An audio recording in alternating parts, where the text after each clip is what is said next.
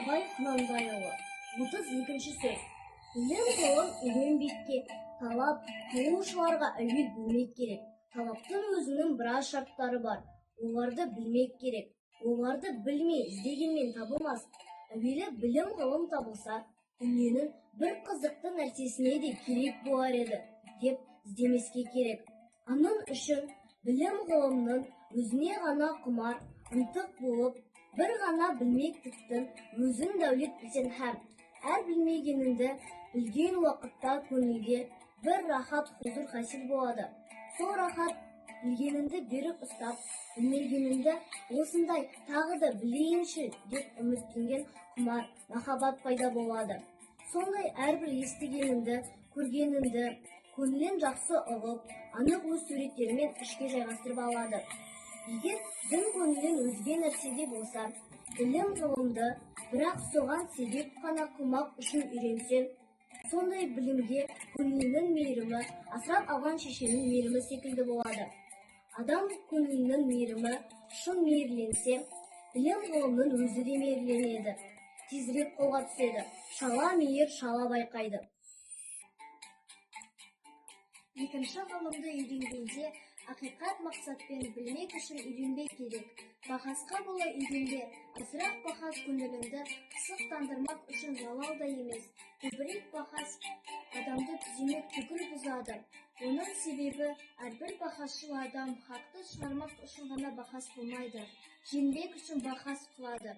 Ондай бақас хұсушілікті зорайтады, адамшылықты зорайтпайды, бәлкім азайтады. Және мақсаты ғылымдағы мақсат болмайды. Адамды шатастырып жалған сөзге жеңдірмекші болады. Мұндай қиял өзі де бұзықтарда болады.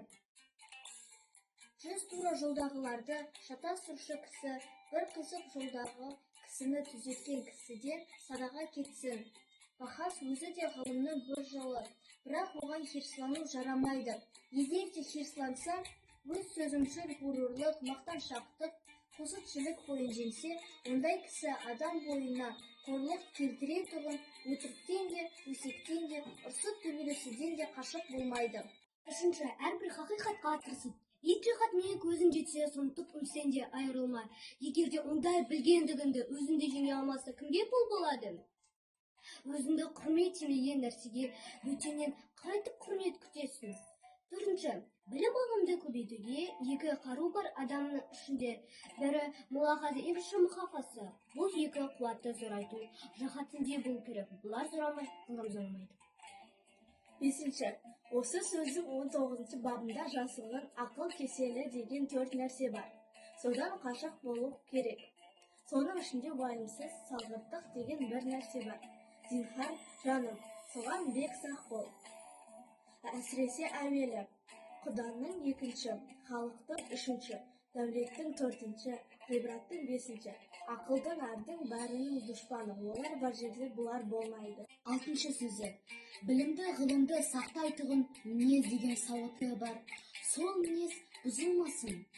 Көрсе қызарлықпен, жеңілдікпен, я біреудің орынсыз сөзіне, я бір кез келген қызыққа шалқайып қала берсең, мінездің беріктігі бұзылады. Онан соң оқып үйренуде пайда жоқ. Оларға орны жоқ болғансын, оларды қайда сақтайсың? Қылам деген қыларлық, тұрам деген тұрарлық, мінезде азғырылмайтын ақылды, арды сатқарлық, беріктігі, қайраты бар болсын.